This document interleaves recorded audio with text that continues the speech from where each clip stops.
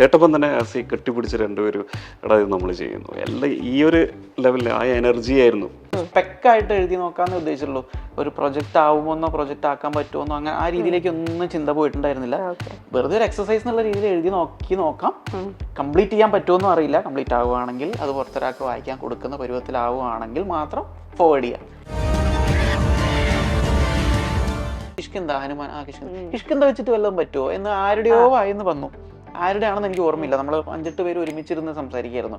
അപ്പോൾ എന്നാൽ കൊള്ളാമെന്ന് തോന്നി. പിന്നെ അതിൻ്റെ ഒരു 2ാം ഭാഗം Kishkinda. Okay, then second part എന്തായിരിക്കും? ഹറിബറിയിൽ ചില സമയം എന്തെങ്കിലും ചെറിയൊരു എറർ വന്നാൽ മതി. ഒരു ചെറിയ മൈന്യൂട്ടായൊരു മീറ്റർ മാറിയാൽ തന്നെ അതിൻ്റെ ഫുൾ അർത്ഥേ മാറും. ഇത്ര എക്സ്പ്രസീവ് ആവാൻ പറ്റില്ല, ഭയങ്കര താണു പോവും. അപ്പോൾ ഇപ്പം ഇത്രയും ലൗഡായിട്ടാണ് പറഞ്ഞെങ്കിൽ ഞാൻ ഡബ് ചെയ്യുമ്പോൾ എങ്ങനെയായിരിക്കും എന്നുള്ള ഇത് പുള്ളി സ്പോട്ടിൽ തന്നെ പറഞ്ഞു തരാണ്. അപ്പോൾ ആണ് ഓക്കെ അങ്ങനെ ഒരു പരിപാടി ഉണ്ടല്ലേ കട്ടിയിടാന്ന് പറഞ്ഞിട്ട് പറഞ്ഞ ആ വാക്ക് ഇങ്ങനെ മാറ്റല്ലേ ആ ഡയലോഗ്. കാരണം സെക്കൻഡ് ഹാഫിൽ വരാൻ പോകുന്ന ഇങ്ങനെ ഒരു സീനിൽ ഇങ്ങനെ ഒരു മാറ്റർ ഡിസ്കസ് ചെയ്യുന്നുണ്ട്. അപ്പൊ ഇപ്പം നമ്മളിത് ഇങ്ങനെ പറഞ്ഞു കഴിഞ്ഞാൽ അവിടത്തേക്കുള്ള കോൺട്രഡിക്ഷൻ ആണ്. ജഗദീഷ് ചേട്ടന് ഇപ്പോഴത്തെ ജഗദീഷ് ചേട്ടനെ അറിയില്ല, പാലിമി ഇങ്ങനെയുള്ള കാര്യങ്ങൾ വന്നുകൊണ്ടിരിക്കും. ഇത്രയും ഡിഫറെൻ്റ് ആയിട്ടുള്ള ഒന്നും മടുപ്പിക്കാത്ത രീതിയിൽ പല ക്യാരക്ടേഴ്സും ചെയ്തുകൊണ്ടിരിക്കുന്ന ബ്രില്യൻ്റ് ആയിട്ടുള്ള ആക്ടർ. ജോബി ചേട്ടൻ്റെ ഒരു ഗോളായിരുന്നു ഓക്കെ നമ്മൾ ഇറക്കുന്നടാ എന്നുള്ള മൂപ്പര് കോൺഫിഡൻറ്റും പിന്നെ അതിനുശേഷം നമുക്കും ആ കോൺഫിഡൻറ്റ് വന്നു. പിന്നെ ഇറക്കിക്കഴിഞ്ഞാലാണ് ഇപ്പം മനസ്സിലായി ഓക്കെ നമ്മൾ കറക്റ്റ് ടൈമിൽ തന്നെ ഇറക്കിയിരിക്കുന്നത്. ഹാർവിയോറ the exclusive collection of adenium plants. ഇനി നിങ്ങളുടെ വീടിന്റെ അകത്തളങ്ങളിൽ ഹാർവിയോറ അഡീനിയം പ്ലാന്റ്സ് പുഷ്പിച്ചു നിൽക്കും. വെബ്സൈറ്റ് വഴി ഓർഡർ ചെയ്ത് കഴിഞ്ഞാൽ ഇന്ത്യയിൽ എവിടെയും ഫ്രഷ് ആയി ഞങ്ങൾ അഡീനിയം പ്ലാന്റ് നിങ്ങളുടെ വീട്ടിൽ എത്തിച്ചു തരും. കൂടുതൽ വിവരങ്ങൾക്കായി ഹാർവിയോറ വെബ്സൈറ്റ് സന്ദർശിക്കുക.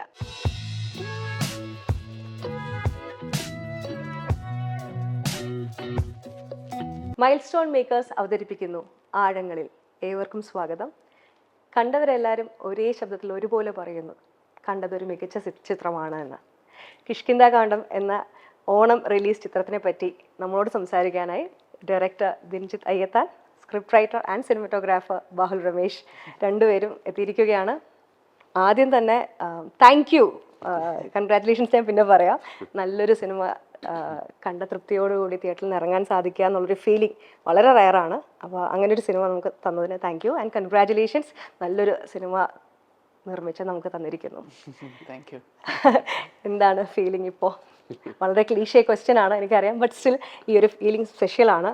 അപ്പോൾ അത് നമ്മളോട് ഷെയർ ചെയ്യുക എന്നുള്ളത് സന്തോഷം. എന്താണ് ഇങ്ങനെ നമ്മൾ പ്രതീക്ഷിച്ചിട്ടൊന്നുമില്ല. നമ്മൾ നല്ലൊരു പടം ചെയ്തെന്നുള്ള ഒരു കോൺഫിഡൻറ്റ് ഉണ്ടായിരുന്നു. പക്ഷേ പടം ഇത്രയും ഹൈറ്റിൽ പോകാന്ന് പറഞ്ഞത് അത് പ്രേക്ഷകന് ഇത്രത്തോളം ഇഷ്ടപ്പെട്ട് അതിനെ ചർച്ച ചെയ്യുക എന്ന് പറയുന്നത് വലിയൊരു കാര്യം. അത് ആ ഹാപ്പിനെസ്സിൽ ഇങ്ങനെ ഇരിക്കുകയാണ് നമ്മൾ. എന്താണ് പറയേണ്ടതെന്നും കൂടുതൽ അറിയില്ല കേട്ടോ. അത് തന്നെ ഇപ്പൊ കഴിഞ്ഞ ദിവസം ആരോ ചോദിച്ചപ്പോ ഞാൻ പറഞ്ഞായിരുന്നു ജനിച്ചതിന് ശേഷമുള്ള ഏറ്റവും ബെസ്റ്റ് ഓണമാണ് ഇതെന്ന്. അത് തന്നെ കേൾക്കുമ്പോൾ തന്നെ സുഖമാണ്. ഇത്തവണത്തെ ഓണത്തിനെ പറ്റി സത്യം പറഞ്ഞാൽ വലിയ പ്രതീക്ഷ ഉണ്ടായിരുന്നില്ല. സിനിമ എന്നുള്ളത് മാത്രമല്ല, മൊത്തത്തിൽ ഒരു ഡൾ ഓണമാണ് എന്നുള്ളൊരു തോന്നലിൽ വന്നൊരു ഓണമാണ്. നമുക്ക് മറ്റു പ്രകൃതി ദുരന്തങ്ങളും പ്രശ്നങ്ങളൊക്കെ ഉണ്ട്, ആഘോഷ പരിപാടികളൊക്കെ മാറ്റി വെച്ചിരിക്കുന്നു. സിനിമയെ പറ്റി നോക്കുകയാണെങ്കിൽ നമുക്ക് അങ്ങനെ ഒരു ഭയങ്കര പ്രതീക്ഷ എന്ന് പറയുന്ന വളരെ കുറവായിരുന്നു. മാത്രമല്ല മറ്റ് കുറച്ച് പ്രശ്നങ്ങളൊക്കെ ഓൾറെഡി വന്നിരിക്കുന്നത് കൊണ്ട് തന്നെ സിനിമയെ പറ്റി നമുക്ക് ഓക്കെ എന്നുള്ളൊരു ഫീലായിരുന്നു. ബട്ട് ഓണം വന്നു കഴിഞ്ഞു, തിയേറ്ററിലേക്ക് ആൾക്കാർ പോയി പതുക്കെ പതുക്കെ സിനിമ ഇഷ്ടമുള്ള ആൾക്കാരെ കണ്ട് പോയിട്ട് വന്ന അഭിപ്രായം കേട്ട് കഴിഞ്ഞപ്പം ബൂം എല്ലാം മാറി. കാരണം നമ്മൾ പ്രതീക്ഷിച്ചതും നമ്മൾ ചിന്തിച്ചിരുന്നതും കമൻറ്റുകൾ വന്നിരുന്നതും സിനിമയുടെ ട്രെയിലറൊക്കെ ഇറങ്ങിയ സമയത്ത് നിങ്ങൾ കമൻറ്റുകളും കണ്ടിട്ടുണ്ടാവും. സോ ഇത്രയും ഓവർവെൽമിങ് ആയിട്ടുള്ള ഒരു റിസപ്ഷൻ ആഗ്രഹിച്ച് തന്നെയാണ് എല്ലാവരും സിനിമ എടുക്കുന്നത്. ബട്ട് എങ്ങനെയായിരുന്നു ഈ ഓണം സീസണിൽ ഇത് സിനിമ വരുന്ന സമയത്തുള്ള ഒരു ഫീല്? അല്ല, അത് ഫുൾ ക്രെഡിറ്റ്സ് നമ്മുടെ ഗുഡ് വില്ല് നമ്മുടെ ജോബി ചേട്ടന് കൊടുക്കണം. എന്താ പറഞ്ഞാൽ ജോബി ചേട്ടൻ്റെ ഭയങ്കരമായിട്ടുള്ള ഒരു കോളാണത്. എന്താ പറഞ്ഞാൽ ഓണത്തിന് ഇറക്കുക എന്നുള്ളത്. എന്താ പറഞ്ഞാൽ മുന്നേ നമുക്ക് ഇങ്ങനെ ഒരു പ്ലാനൊന്നും ഇല്ലായിരുന്നു. നമ്മൾ ഓക്കെ നല്ലൊരു ടൈം കണ്ടിട്ട് ഇറക്കുക എന്നുള്ള പ്ലാനാണ്. പിന്നെ നമുക്കറിയാലോ ഈ ഒരു സാഹചര്യത്തിൽ ഇറക്കുക എന്നുള്ള ഭയങ്കരമായിട്ടുള്ള ടെൻഷനാണ്. എന്താ പറഞ്ഞാൽ ആളുകൾ കയറും എന്നുള്ള സെയിം സിറ്റുവേഷൻ. അപ്പോൾ പിന്നെ ബറോസും ബസൂക്കിയെല്ലാം അങ്ങനെ വലിയ വലിയ പടങ്ങൾ കുറച്ച് നീങ്ങിയതിന് ശേഷം ഓക്കെ ജോബി ചേട്ടൻ്റെ ഒരു ഗോളായിരുന്നു ഓക്കെ നമ്മൾ ഇറക്കുന്നടാ എന്നുള്ള മൂപ്പര് കോൺഫിഡൻറ്റും പിന്നെ അതിനുശേഷം നമുക്കും ആ കോൺഫിഡൻറ്റ് വന്നു. പിന്നെ ഇറക്കിക്കഴിഞ്ഞാലാണ് ഇപ്പം മനസ്സിലായി ഓക്കെ നമ്മൾ കറക്റ്റ് ടൈമിൽ തന്നെ ഇറക്കിയിരിക്കുന്നത്. എന്ന് പറഞ്ഞാൽ ആളുകൾ പല ആൾക്കാരും ചോദിക്കുന്നുണ്ട് ബ്രോ നിങ്ങൾ എങ്ങനെ ഇത്രയും എന്താ പറഞ്ഞാൽ പാട്ടില്ല ഫൈറ്റില്ല ഇങ്ങനെയൊന്നും ഇല്ലാത്തൊരു പടം, അതും ഇത്രയും പടങ്ങളുടെ കൂടെ നമ്മൾ ഇറക്കുക എന്ന് പറഞ്ഞാൽ എങ്ങനെയാണ് ധൈര്യം വന്നതെന്നുള്ളത്. പക്ഷേ അതെല്ലാം ജോബിച്ചേട്ടൻ്റെ ഒരു ടോട്ടൽ ക്രെഡിറ്റ്സ് ജോബിച്ചേട്ടൻ തന്നെ. അപ്പോൾ ക്രിയേറ്റേഴ്സിന് എപ്പോഴും വേണ്ടത് നല്ല സപ്പോർട്ടോട് കൂടിക്കുന്ന ഒരു നല്ല പ്രൊഡ്യൂസർ തന്നെയാണല്ലേ. 100%. അപ്പോൾ നമ്മൾ കിഷ്കിന്ദ കാണ്ഡത്തിലെ കാര്യങ്ങളിലേക്ക് വരുവാണെങ്കിൽ ഒരു വളരെ പതുക്കെ പോകുന്ന വളരെ സ്മൂത്തായിട്ട് പോകുന്നൊരു സിനിമ. ഈ സിനിമയിലേക്ക് നിങ്ങളുടെ ഒരു എത്തൽ ഇതുപോലെ തന്നെ വളരെ സ്മൂത്തായിട്ടാണോ അതോ പെട്ടെന്നായിരുന്നോ ഇതിലേക്കുള്ള വരവ്? എനിക്ക് അതിൻ്റെ ഒരു തുടക്കം അറിയണമെന്നുണ്ട്. അതന്നെ ബാഹുല് ഫസ്റ്റ് ഈ സ്ക്രിപ്റ്റ് കോവിഡിൻ്റെ സമയത്താണ് പറയുന്നത്, ഇങ്ങനെ ഒരു സ്ക്രിപ്റ്റ് ഉണ്ട് രഞ്ജിത്തേട്ട, അപ്പം ഞാൻ വായിച്ചു കഴിഞ്ഞപ്പോൾ ഞാൻ ടോട്ടലി എന്താ പറയുക അത്രയും കുറേ സ്ക്രിപ്റ്റ് കേൾക്കുന്ന ഞങ്ങൾക്ക് പെട്ടെന്നൊരു ഫുള്ളി ഫ്രഷ് ഒറിജിനൽ കണ്ടന്റ് ഇങ്ങനെ കിട്ടുക എന്ന് പറഞ്ഞാൽ ഭയങ്കര ഭാഗ്യമാണ്. അപ്പോൾ അത് വായിച്ചപ്പം തന്നെ ഞാൻ തീരുമാനിച്ചു ഓക്കെ ഇത് നമ്മൾ ചെയ്യുന്നു എന്നുള്ളത്. പിന്നെ അതിനുശേഷം നമ്മളിത് ഫസ്റ്റ് ആരാന്നുള്ളത് 100% നമുക്ക് ആസിഫിന് എത്രയും പെട്ടെന്ന് നമുക്ക് ഒരാളോട് പറയാൻ പറ്റുന്നത് നമ്മുടെ ആസിഫ് തന്നെയാണ്. അപ്രോച്ചബിൾ ആണ്. എന്ന് പറഞ്ഞാൽ ആസിഫിനോട് കക്ഷി അമ്മിപ്പിള്ള മുതലുള്ള ഒരു ബന്ധമുണ്ട്. അപ്പം നമ്മൾ ഡയറക്റ്റായിട്ട് ഓക്കെ ആസിനോട് സംസാരിച്ചപ്പം തന്നെ ആസി ബാക്കി പെട്ടെന്ന് നമുക്ക് കേട്ടപ്പം തന്നെ ആസി കെട്ടിപ്പിടിച്ച് രണ്ടുപേരും എടാ ഇത് നമ്മൾ ചെയ്യുന്നു എല്ലാം ഈ ഒരു ലെവലിൽ ആ എനർജി ആയിരുന്നു വായിച്ചപ്പോൾ എനിക്ക് കിട്ടിയ എനർജി തന്നെയായിരുന്നു ആസിഫിനും കിട്ടിയത്, ആസിന് കിട്ടിയ അതേ സെയിം എനർജി തന്നെയായിരുന്നു കുട്ടേട്ടനോട് പറയുമ്പോൾ ഉണ്ടായിരുന്ന എല്ലാവരോടും പറയുമ്പോൾ ഇതേ ഒരു എനർജിയാണ്. ആ എനർജി തന്നെയാണ് എനിക്ക് തോന്നുന്നത് ഈ സക്സസിൻ്റെ ഒരു കാരണം. എന്താണ് അത്രയും ബെസ്റ്റ് സ്ക്രിപ്റ്റ് എന്ന് പറയാം. സിനിമ കണ്ടവരെല്ലാം ഒരേപോലെ പറയുന്നു സ്ട്രോങ് ആയിട്ടുള്ള സ്ക്രിപ്റ്റ്. അതിനെപ്പറ്റി നമ്മളിങ്ങനെ നമ്മൾ ഒരുപാട് സിനിമകൾ കാണുന്നുണ്ട്, നല്ല സിനിമ മികച്ച സിനിമ വാവ് എന്നൊക്കെ പറഞ്ഞു പോകുന്നുണ്ടെങ്കിലും സ്ക്രിപ്റ്റ് സ്ട്രോങ് ആണ് എന്ന് സ്പെസിഫിക്കലി കണ്ട ഓരോ ആൾക്കാരും പറയാൻ മാത്രമുള്ള രീതിയിൽ സിനിമയിലുണ്ടത്. ബാഹുൽ ഒരു സിനിമാറ്റോഗ്രാഫറാണ്. എങ്ങനെയാണ് ഈ സിനിമയുടെ ഈ ഒരു തീമിലേക്ക് വന്നു ചേർന്നത്? ഇപ്പോൾ രഞ്ജിത്തിനോട് ഈ സ്ക്രിപ്റ്റാണ് പറഞ്ഞതെന്ന് പറഞ്ഞു. സോ ലൈക്ക് എങ്ങനെയാണ് ഇതിൻ്റെ ഒരു സ്പാർക്ക് കിട്ടിയത്? ഈ പറഞ്ഞ ലോക്ക്ഡൗൺ സമയത്താണ്. അപ്പോൾ എന്തെങ്കിലും എല്ലാവരും ഒന്നും ചെയ്യാനില്ലാതിരിക്കുന്ന സമയമാണല്ലോ, ഞാനും അതുപോലെ തന്നെ. അപ്പോൾ ആ സമയത്ത് ഡിസ്ട്രാക്ഷൻസ് കുറവായിരുന്നു ശരിക്കും പറഞ്ഞാൽ. നമ്മൾ പറഞ്ഞ ആരെങ്കിലും വിളിക്കുകയോ ഏതെങ്കിലും വർക്കിൻ്റെ കാര്യമായിട്ട് ആരെങ്കിലും കഴിഞ്ഞ വർക്കിൻ്റെയോ അല്ലെങ്കിൽ നടന്നുകൊണ്ടിരിക്കുന്ന വർക്കിൻ്റെയോ അല്ലെങ്കിൽ ഇനി വരാൻ പോകുന്ന ഏതെങ്കിലും വർക്കിൻ്റെ എൻക്വയറി ആയിട്ടൊക്കെ ആരെങ്കിലും വിളിക്കുമെന്ന് വിചാരിച്ചിട്ടൊക്കെ നമ്മളെപ്പോഴും ഫോൺ എപ്പോഴും വിജിലൻ്റ് ആയിരിക്കണം, എടുക്കേണ്ടി വരും അങ്ങനെയാണ്. അപ്പോൾ ഈ ലോക്ക്ഡൗൺ സമയം എന്ന് വെച്ച് കഴിഞ്ഞാൽ എല്ലാവരും പണിയില്ലാണ്ടിരിക്കുകയാണ്. അപ്പോൾ ആരും നമ്മൾ വിളിക്കാൻ പോകുന്നില്ല. അപ്പോൾ 100% ഉറപ്പാണ് ഫോൺ നമ്മൾ ഉപയോഗിച്ചില്ലെങ്കിൽ ഒരു കുഴപ്പമില്ല. അപ്പോൾ ഫോൺ ഉടനെ സ്വിച്ച് ഓഫ് ചെയ്തൊരു ഭാഗത്ത് വെച്ചു, വീട്ടിൽ ടൈം സ്പെൻഡ് ചെയ്യാൻ തുടങ്ങി. അപ്പോൾ എന്തെങ്കിലും ഒന്ന് പ്രൊഡക്റ്റീവായിട്ട് ചെയ്യാനുള്ളൊരു ശ്രമം നടത്താൻ ഒരു സ്പെക്കായിട്ട് എഴുതി നോക്കാമെന്നേ ഉദ്ദേശിച്ചുള്ളൂ. ഒരു പ്രൊജക്റ്റ് ആവുമോന്നോ പ്രൊജക്റ്റ് ആക്കാൻ പറ്റുമോന്നോ അങ്ങനെ ആ രീതിയിലേക്ക് ഒന്നും ചിന്ത പോയിട്ടുണ്ടായിരുന്നില്ല. വെറുതെ ഒരു എക്സസൈസ് എന്നുള്ള രീതിയിൽ എഴുതി നോക്കാം. കംപ്ലീറ്റ് ചെയ്യാൻ പറ്റുമോന്നും അറിയില്ല. കംപ്ലീറ്റ് ആവുകയാണെങ്കിൽ അത് പുറത്തൊരാൾക്ക് വായിക്കാൻ കൊടുക്കുന്ന പരുവത്തിലാവുകയാണെങ്കിൽ മാത്രം ഫോർവേഡ് ചെയ്യാം എന്ന ഉദ്ദേശം ഉണ്ടായിരുന്നുള്ളൂ. പിന്നെ ത്രെഡായിട്ട് അങ്ങനെയല്ല. ഈ ഇതിൽ അപ്പുപിള്ള എന്ന് പറയുന്ന കുട്ടേട്ടൻ വിജയരാഘവൻ ചേട്ടൻ ചെയ്യുന്ന ക്യാരക്ടറിനെ കുറിച്ചിട്ടുള്ള ഒരു ചെറിയൊരു ഐഡിയ ആണ് തോന്നിയത്. ഇങ്ങനെ കുട്ടേട്ടൻ്റെ ഒരു പ്രകൃതവും നേച്ചറുള്ള ഒരാൾ, അയാൾക്ക് ഇങ്ങനെ ഒരു കാര്യത്തിന് വേണ്ടിയിട്ട് അയാളിങ്ങനെ ഒരു ജേണിക്ക് വേണ്ടി ഇറങ്ങി പുറപ്പെടുന്നു എന്ന് പറയുന്നൊരു കോർ ഐഡിയ മാത്രമാണ് ഉണ്ടായിരുന്നത്. പിന്നെ കൂടുതൽ കഥ ആലോചിച്ച് ഡെവലപ്പ് ചെയ്യാനൊന്നും ശ്രമിച്ചില്ല. കൂടുതൽ ആലോചിച്ച് കഴിഞ്ഞാൽ നമ്മൾ ആലോചിച്ചുകൊണ്ടേ ഇരിക്കും, പണി നടക്കില്ല. അപ്പോൾ പിന്നെ ആ കിട്ടിയ ത്രെഡ് എന്താണോ അത് വെച്ചിട്ട് നമ്മൾ സീനായിട്ട് തന്നെ ഡയറക്റ്റ്ലി സ്ക്രിപ്റ്റായിട്ട് എഴുതി തുടങ്ങുകയാണ്. സ്റ്റോറി 1 ലൈൻ സീൻ ഓർഡർ അങ്ങനെയുള്ള പ്രോസസ്സുകളിലേക്കൊന്നും പോകാതെ ഡയറക്റ്റ്ലി സ്ക്രിപ്റ്റായിട്ട് എഴുതി തുടങ്ങുകയായിരുന്നു. പിന്നെ അങ്ങനെ എഴുതി പോകുമ്പോൾ അങ്ങനെ എല്ലാം അവിടുന്ന് ഇവിടുന്നൊക്കെ മറ്റ് ക്യാരക്ടേഴ്സും പിന്നെ പരിസരവും കഥയിലുള്ള മറ്റ് ഡെവലപ്മെന്റ്സ് ഒക്കെ ഓട്ടോമാറ്റിക്കായിട്ട് വന്നതായിരുന്നു. അങ്ങനെയായിരുന്നു. റിയൽ ലൈഫിൽ എപ്പോഴെങ്കിലും കണ്ട് മറന്ന കഥാപാത്രങ്ങളാണോ ഇവരൊക്കെ? അല്ല, കണ്ടിട്ടില്ല. ഇല്ല. കാരണം കുറേയൊക്കെ കാര്യങ്ങൾ ഇതൊരു എന്താ പറയുക മിസ്റ്റീരിയസ് ആയിട്ടുള്ള പെക്യൂലിയർ ആയിട്ടുള്ള കഥാപാത്രങ്ങളാണെങ്കിലും എവിടെയൊക്കെ ഒരു സാധാരണ വ്യക്തികൾക്കും കണക്ട് ചെയ്യാൻ പറ്റും. കാരണം ഇതിനകത്തുള്ള റിലേഷൻഷിപ്സ് പറയുന്നുണ്ട്.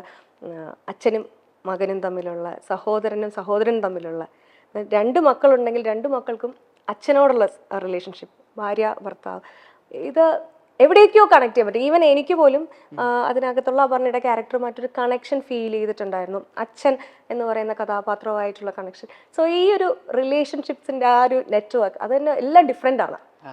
അതെങ്ങനെയാണ് ഡെവലപ്പ് ചെയ്തെടുത്തത്? പ്രത്യേകിച്ച് ആലോചിച്ച് ചെയ്തൊന്നും അല്ല കേട്ടോ. തോന്നിയ പോലെ അങ്ങോട്ട് എഴുതി പോവുകയാണ് ചെയ്തത്. ഓട്ടോമാറ്റിക്കലി എങ്ങനെയോ അങ്ങനെയൊക്കെ സംഭവിച്ചു പോയി എന്നുള്ളൂ. ഒന്നും കോൺഷ്യസ്ലായിട്ട് ചെയ്തതല്ല. പിന്നെ ഇപ്പം ഞാനും സെൻസിറ്റീവ് ആയിട്ടുള്ള ഒരാളാണ്, ഇമോഷണൽ ആയിട്ടുള്ള ആളാണ്. ഫാമിലി ആയിട്ടും ഫാമിലി റിലേറ്റീവ്സായിട്ടൊക്കെ നല്ല അറ്റാച്ച്മെന്റ് കീപ്പ് ചെയ്യുന്ന ഒരാളാണ്. അതൊക്കെ കൊണ്ടായിരിക്കാന്ന് വിചാരിക്കുന്നത്. അല്ല എല്ലാവരും ഇപ്പം ഞാൻ എടുത്താലും അത് തന്നെ എന്താ പറയുക, പാരൻസുമായിട്ടുള്ള ഒരു ഭയങ്കര കണക്ഷനുള്ള ആൾക്കാരാണല്ലോ നമുക്ക്. അപ്പോൾ ആ ഇമോഷൻസ് കറക്റ്റായിട്ട് നമുക്ക് കിട്ടിയെന്നുള്ളതാണ്. അത് കറക്റ്റായിട്ട് നമുക്ക് അത് കൺവേർട്ട് ചെയ്യാൻ പറ്റി നമ്മളൊരു പ്രോഡക്റ്റായിട്ട്. അടുത്ത സിനിമ, അത് ഒരു സിനിമ കഴിഞ്ഞിട്ടുള്ള നമ്മൾ ഫസ്റ്റ് മൂവി ഭയങ്കര സ്പെഷ്യലൊക്കെയാണ്, പക്ഷെ അത് കഴിഞ്ഞിട്ടുള്ള സെക്കൻഡ് മൂവിയാണ് എനിക്ക് തോന്നുന്നു ഏറ്റവും കൂടുതൽ ക്രിട്ടിക്കൽ ആയിട്ടുള്ളത്. അപ്പോൾ ആ സിനിമ ചെയ്യുന്ന സമയത്ത് മനസ്സിലുണ്ടായിരുന്നോ എങ്ങനത്തെ ഒരു സിനിമയിലേക്ക് എത്തണം, അല്ലെങ്കിൽ ആരെ വെച്ച് ചെയ്യണം, ആരായിരിക്കും അസോസിയേറ്റ് ചെയ്യാന്നൊക്കെ ഉള്ളൊരു രണ്ടാമത്തെ സിനിമയിലേക്ക് എത്തുമ്പോൾ? ഇല്ല, അങ്ങനെയൊന്നുമില്ല. നമ്മൾ ഒന്നെന്ന് പറഞ്ഞാൽ നമ്മൾ ഫസ്റ്റ് പടത്തിന് ശേഷം ഒരു ഡിലേ വന്നല്ലോ. അപ്പോൾ നമ്മൾ എത്രയും പെട്ടെന്ന് ആരെ കിട്ടിയാലും നല്ലൊരു സബ്ജക്റ്റ് ഉണ്ടെങ്കിൽ ചെയ്യാന്നുള്ള ഒരു പ്ലാനിലായിരുന്നു. അപ്പോൾ നമ്മൾ എഴുതുമ്പം തന്നെ ഭാവന ഞാൻ തീരുമാനിച്ചിരുന്നു, ഈ പടം ഇത്ര ടൈമിൻ്റെ ഉള്ളിൽ ഇത് നമ്മൾ പ്രൊഡക്ഷൻ ആവണം. അങ്ങനെ കുറച്ച് ക്രൈറ്റീരിയ എല്ലാം വെച്ചിട്ടുണ്ടായിരുന്നു. അല്ലെങ്കിൽ എത്രയും പെട്ടെന്ന് ഒരു ആർട്ടിസ്റ്റിനോട് പറയാൻ പറ്റുന്ന ആർട്ടിസ്റ്റിനോട് സംസാരിക്കണം. അങ്ങനെ കുറേ. പിന്നെ അത് ഒബ്വിയസ്ലി ഓക്കെ, നമുക്ക് ആസിഫിനെ തന്നെയാണ് നമുക്ക് പറയാൻ പറ്റുന്ന ഫസ്റ്റ് ഓപ്ഷൻ. പിന്നെ ഈവൻ ലൊക്കേഷൻസ് പോലും നമ്മൾ വലിയ കൂടുതലില്ലാതെ ബഡ്ജറ്റ് ഓറിയൻറ്റഡ് ആയിരിക്കണം. അങ്ങനത്തെ കുറേ സംഭവം നമ്മൾ രണ്ടാളും തീരുമാനിച്ചതാണ്. എന്തുകൊണ്ടെന്നാൽ നമുക്ക് എത്രയും പെട്ടെന്ന് പ്രോജക്റ്റ് ആവണം എന്നുള്ള ഒരു പ്ലാനിലായിരുന്നു. അതുകൊണ്ട് അതെല്ലാം പ്രൊഡക്ഷൻ സൈഡും പെട്ടെന്ന് അതിന് ഇഷ്ടപ്പെടാനും കാരണം എന്ന് പറഞ്ഞാൽ ഒന്ന് കണ്ടന്റ് വൈസും ബഡ്ജറ്റ് വൈസും എല്ലാം കൊണ്ടും അതൊരു കറക്റ്റ് ഇതായിരുന്നു. ഇതിൽ വളരെ ഇമ്പോർട്ടൻ്റ് ആണ് കാസ്റ്റിംഗ്. ഇപ്പം ആസിഫിലേക്ക് വളരെ പെട്ടെന്ന് എത്തി. ഇത് കഴിഞ്ഞ് അപ്പുപിള്ള എന്ന് പറയുന്ന കഥാപാത്രം മനസ്സിൽ എപ്പോഴാണ് കുട്ടേട്ടൻ്റെ മുഖം വന്നത്? ആദ്യം തൊട്ടേ, അതായത് എഴുതുന്ന സമയത്തൊന്നും ആലോചിച്ചിട്ടുണ്ടായിരുന്നില്ല. എഴുതുന്ന സമയത്ത് ഒരു വൈബ് പിടിക്കാൻ വേണ്ടിയിട്ട് എന്നമ്പിള്ള സാറിന്റെ മനസ്സിൽ വെറുതെ ആലോചിക്കാറുണ്ടായിരുന്നു. അപ്പോൾ അപ്പോഴും കുട്ടേട്ടൻ എന്നുള്ള ഇതിലൊന്നും ആലോചിച്ചിട്ടില്ല. എന്നമ്പിള്ള സാറിനെ വെച്ചിട്ട് ആലോചിച്ചിട്ട് മൊത്തം എഴുതിയതിന് ശേഷം ആണ് പിന്നീട് നമ്മൾ കുട്ടേട്ടൻ കറക്റ്റായിരിക്കും എന്ന് പറയുന്ന രീതിയിൽ നമുക്ക് തോന്നിയിട്ടുണ്ടായിരുന്നു. അപ്പോൾ അങ്ങനെയാണ് അതിലേക്ക് വരണത്. പിന്നെ അതിൻ്റെ ഇപ്പോഴത്തെ ഒരു ഹാപ്പി എന്താണെന്ന് വെച്ച് കഴിഞ്ഞാൽ, ഹാപ്പിനെസ് എന്താണെന്ന് വെച്ച് കഴിഞ്ഞാൽ, ഇപ്പം വരുന്ന റിവ്യൂസിലും അപ്രീസിയേഷൻസിലും അല്ലെങ്കിൽ ട്രോൾസ് ഒക്കെ ആയിട്ട് വരുന്നതിൽ ഒത്തിരി പേര് എന്നമ്പിള്ള സാറിനെയും കൂടെ മെൻഷൻ ചെയ്തിട്ടാണ് കുട്ടേട്ടനെ സെലിബ്രേറ്റ് ചെയ്യുന്നത്. ഇങ്ങനെ ലെജൻഡ് ആയിട്ടുള്ളൊരു അച്ഛൻ്റെ മകനല്ലേ, അപ്പോൾ സ്വാഭാവികമായിട്ടും ഇതൊരു ലെജൻഡറി പെർഫോമൻസ് ആവുമായിരിക്കുമല്ലോ എന്ന് പറയുന്ന രീതിയിൽ അച്ഛനെയും കൂടെ സെലിബ്രേറ്റ് ചെയ്യുന്ന രീതിയിലാണ് വരുന്നേക്കണത്. അത് നമുക്കൊരു ഭയങ്കര ആഡഡ് മൊമെന്റ് ആണ്, വെരി സ്പെഷ്യൽ മൊമെന്റ്. കാരണം ഈ പടമായിട്ട് നേരിട്ട് യാതൊരു ബന്ധവും ഇല്ലാത്ത ഒരു ലെജൻഡ് പോലും ഈ ഒരു സിനിമ കാരണം വീണ്ടും സെലിബ്രേറ്റ് ചെയ്യപ്പെടുന്നു എന്നുള്ളത് ഞങ്ങൾക്ക് തന്നെ ഭയങ്കര സന്തോഷമുള്ള കാര്യമാണ്. അപ്പൊ കുട്ടേട്ടന്റെ എക്സൈറ്റ്മെന്റ് ഒന്ന് ആലോചിച്ച് നോക്കൂ. കുട്ടേട്ടനെ ഇപ്പൊ അയച്ചു തരും ഇങ്ങനെയുള്ള ട്രോൾസും കാര്യങ്ങളൊക്കെ കണ്ടു കഴിഞ്ഞപ്പോ അതിനകത്തൊരു ചെറിയ മെൻഷൻ ഉണ്ട്, അച്ഛനുമായിട്ടുള്ള റിലേഷൻഷിപ്പ് 500 എന്നുള്ളൊരു മെൻഷൻ. അപ്പോഴും സ്ട്രൈക്ക് ആവുന്നില്ല ഇവര് തമ്മിലുള്ള ഒരു ബന്ധം. ഒരു കുറച്ചു നേരം കഴിഞ്ഞിട്ടാണ് ഓക്കെ ഇദ്ദേഹത്തെ കണ്ടു കഴിഞ്ഞപ്പോ എവിടെയോ ഒരു റിസംബ്ലൻസ് മനസ്സിൽ ഫീൽ ചെയ്ത്, ഓക്കെ ഈ ഒരു കണക്ഷൻ ഉണ്ടല്ലോ എന്നുള്ളത് എനിക്ക് അത്. പക്ഷെ അതിനുശേഷം ഭയങ്കര ഒരു ഫീലായിരുന്നു കേട്ടോ. അപ്പോൾ നമ്മളിങ്ങനെ സ്ക്രീനിൽ അദ്ദേഹത്തെ കാണുന്ന സമയത്ത് അദ്ദേഹത്തെ വില്ലനായിട്ടും ഒക്കെ നമ്മൾ കണ്ടിട്ടുണ്ട്, പലതരത്തിലുള്ള കഥാപാത്രം കോമഡിയൊക്കെ ചെയ്യുന്നുണ്ട്. പക്ഷെ ഈ കഥാപാത്രം എവിടെയൊക്കെയൊക്കെയോ എന്തൊക്കെയൊക്കെയോ ആണ്. എനിക്ക് നമുക്ക് വില്ലനാണോ നായകനാണോ പാവം ഒരു അച്ഛനാണോ സ്നേഹനിധിയായ അച്ഛനാണോ, ഇങ്ങനെ കൺഫ്യൂഷൻസ് തോന്നിക്കൊണ്ടേയിരിക്കും. അദ്ദേഹം അത് നമുക്കിങ്ങനെ വിട്ടു തന്നുകൊണ്ടേ ഇരിക്കുന്നുണ്ട്. സോ ലൈക്ക് ഇതിന്റെ പുറകിൽ വർക്ക് ചെയ്യുന്ന ആൾക്കാർക്ക് ഇത് നേരിട്ട് കാണുന്നത് ഒരു ഭയങ്കര ഒരു ഫീല് തന്നെയല്ല, ഓരോരോ മൊമെന്റ്സ്. അപ്പൊ ആ ഒരു മേക്കിങ്ങിന്റെ ഇടയിലുള്ള കുറച്ച് മൊമെന്റ്സ് ഞങ്ങളായിട്ടൊന്ന് ഷെയർ ചെയ്യാമോ? കുട്ടേട്ടന് ഒരുപാട് ടെക്നിക്സ് ഉണ്ട്. ഒരു സീസൺഡ് ആക്ടർ, ഇത്തിരി എക്സ്പീരിയൻസ്ഡ് ആയിട്ടുള്ള ആക്ടർ എന്നുള്ള രീതിയിൽ ഇപ്പോൾ 1-2 ടെക്നിക്സ് പറയാനാണെങ്കിൽ, പുള്ളി ബോഡി ലാംഗ്വേജിൽ തന്നെ ഇപ്പോൾ ഇങ്ങനൊരു മാനറിസം പുള്ളി ത്രൂ ഔട്ട് ദ മൂവി എല്ലാ സീനിലും പുള്ളി ചെയ്യുന്നുണ്ട്. അതിപ്പോൾ ഫ്രെയിമിൽ വരുവാണെങ്കിലും വരുന്നില്ലെങ്കിലും, ക്ലോസപ്പ് ആണെങ്കിലും വൈഡ് ആണെങ്കിലും, അങ്ങ് ദൂരെ വൈഡും ലോങ്ങും നടന്നു വരുന്നതാണെങ്കിൽ പോലും പുള്ളി അത് ചെയ്തിരിക്കും. ഫ്രെയിമിൽ കാണിക്കാനല്ല, അദ്ദേഹം തന്നെ ഇട്ടതാണോ ഇത്? പുള്ളി തന്നെ ഇട്ടത്, നമ്മളൊന്നും പറഞ്ഞിട്ടില്ല. അപ്പം അതങ്ങനെ ചെയ്യുന്ന വെച്ചാൽ പുള്ളിക്ക് അത് ചെയ്യുമ്പോൾ തന്നെ പുള്ളിക്ക് എന്തൊരു സ്വിച്ച് ഓൺ ആണത് to get in to the character എന്നുള്ള രീതിയിൽ. അപ്പോൾ ആ സ്വിച്ച് ഓണിൽ അപ്പോൾ അതൊരു പുള്ളിയുടെ ഒരു തോട്ട് പ്രോസസ്സ്, ഒരു മൈൻഡ് വാണ്ടറിങ്ങിന്റെ ഒരു ഫിസിക്കൽ പരിപാടിയാണെന്നുള്ള രീതിയിൽ. അപ്പോൾ അതിൻ്റെയൊക്കെ അതന്നെ ഒരു ഫണ്ടമെന്റൽ ആയിട്ടൊരു ഫൗണ്ടേഷൻ അതിൽ തന്നെ ചിലപ്പം ബിൽഡ് ആകുന്നുണ്ടാവുമായിരിക്കാം. കുട്ടേട്ടൻ അതുപോലെ പൂക്കാലം എന്ന് പറഞ്ഞ സിനിമയിലും ലീല എന്ന് പറഞ്ഞ സിനിമയിലും ഒക്കെ ഈ രീതിയിൽ ഒരു പെക്യൂലിയർ ഒരു ടെക്നിക്ക് ആദ്യമേ പുള്ളി സ്ട്രൈക്ക് ചെയ്യുന്നുണ്ട്. അപ്പൊ അതിൽ തന്നെ ബോഡി ലാംഗ്വേജിൽ ഒരു ഐഡന്റിറ്റി വരും ആ പർട്ടിക്കുലർ ക്യാരക്ടറിൽ നിന്ന്. ഒത്തിരി സിനിമകളിൽ അഭിനയിക്കുന്ന ആളാണല്ലോ. അപ്പൊ മറ്റു കഥാപാത്രങ്ങളുമായിട്ട് റെഫറൻസ് സിമിലാരിറ്റി വരാണ്ടിരിക്കാൻ വേണ്ടിയിട്ട് ആദ്യമേ തന്നെ പുള്ളി ഇങ്ങനെ ഒരു ഐഡിയ പ്രയോഗിക്കും. പിന്നെ അവിടെ വെച്ചിട്ടാണ് പുള്ളി ബിൽഡ് ചെയ്യുക. ഇത് ഈ പറഞ്ഞ ബിഹൈൻഡ് ദ സീൻസിൽ ഉണ്ടായിരുന്ന നമുക്കുണ്ടായിരുന്ന പുതിയൊരു അറിവായിരുന്നു. പിന്നെ ഈ പറഞ്ഞ പോലെ നേരത്തെ സംസാരിച്ച ആ വിഷയം, ഇപ്പോൾ ഒരു ഡയലോഗ് പറയുമ്പോൾ ചിലപ്പോൾ ലൗഡായിട്ട് പറയും. അപ്പോൾ നമ്മൾ കുട്ടേട്ട ഇത്ര ലൗഡായിട്ട് പറയണ കുറച്ച് സട്ടിലായിട്ട് പറഞ്ഞാൽ പോരെ നോക്കുമ്പോൾ കുട്ടേട്ട അതല്ല, അത് നമുക്ക് ഡബ്ബിങ്ങിൽ ഈ ലൗഡ്നെസ് ഉണ്ടാവില്ല. നിങ്ങളിപ്പോൾ വോയിസ് കേട്ട് എൻ്റെ വോളിയം കേട്ട് നിങ്ങളിപ്പോൾ ജഡ്ജ് ചെയ്യണ്ട, ഡബ്ബിങ്ങിൽ ഞാനിത് താഴ്ത്തിയേ ഡബ് ചെയ്യുള്ളൂ. കാരണം ഇപ്പോഴേ ഞാൻ താഴ്ത്തി വോയിസ് പിടിച്ചു കഴിഞ്ഞാൽ എൻ്റെ ബോഡി ലാംഗ്വേജും ആക്ഷൻസും എക്സ്പ്രഷൻസും ഒക്കെ ഇത്ര എക്സ്പ്രസീവ് ആവാൻ പറ്റില്ല, ഭയങ്കരമായിട്ട് താണു പോകും. അപ്പോൾ ഇപ്പം ഇത്രയും ലൗഡായിട്ടാണ് പറഞ്ഞെങ്കിൽ ഞാൻ ഡബ് ചെയ്യുമ്പോൾ എങ്ങനെയായിരിക്കും എന്നുള്ള ഇത് പുള്ളി സ്പോട്ടിൽ തന്നെ പറഞ്ഞു തരാണ്. അപ്പോഴാണ് ഓക്കെ അങ്ങനെ ഒരു പരിപാടി ഉണ്ടല്ലേ എന്നുള്ള രീതിയിൽ നമുക്കും മനസ്സിലായി. അപ്പോൾ അത് നമുക്കും ലേണിംഗ് ആണ്. ഇനി വരാൻ എന്തെങ്കിലും ഒക്കെ വർക്കുകളൊക്കെ ഭാവിയിൽ ചെയ്യുമ്പോൾ ഇത് നമുക്ക് മനസ്സിൽ വെക്കുകയും ചെയ്യാം. ഇങ്ങനെ നുറുങ്ങായിട്ടുള്ള ഒത്തിരി ടെക്നിക്സ്. ഞാനിത് കാരണം കുറെ പോയിന്റ്സ് നോട്ട് ചെയ്തതിൽ ഇമ്പോർട്ടൻ്റ് ആയിട്ട് വെച്ചിരുന്ന ഒരു പോയിന്റ് ആണ് body language of all the characters. Even Asif പോലും അദ്ദേഹം ഇമോഷണലി വളരെ എന്താ പറയുക കുറേ കാര്യങ്ങൾ ഹൈഡ് ചെയ്യുന്ന പോലെ, അല്ലെങ്കിൽ ഭയങ്കര വിഷമം ഉള്ളിൽ ഒതുക്കി നടക്കുന്ന ഒരു സാധാരണ മനുഷ്യനെ പോലെ തന്നെ, തൻ്റെ വിഷമങ്ങൾ ആരുമായിട്ട് ഷെയർ ചെയ്യാത്ത ഒരാളെ പോലെയൊക്കെ ഭയങ്കരമായിട്ട് അത് ആദ്യം കാണുമ്പോൾ തന്നെ നമുക്ക് ഫീൽ ചെയ്യുമ്പം അത് പേർപ്പസ്ലി ആണോ ആ ബോഡി ലാംഗ്വേജസിലുള്ള ഇത് കൊടുത്തിരുന്നത് എന്ന് ഞാൻ ചോദിക്കാനായിട്ട് ഇട്ടുണ്ടായിരുന്നു. അപ്പം അതിൻ്റെ ഒന്നാണ് എനിക്കിപ്പോൾ കിട്ടിയത്.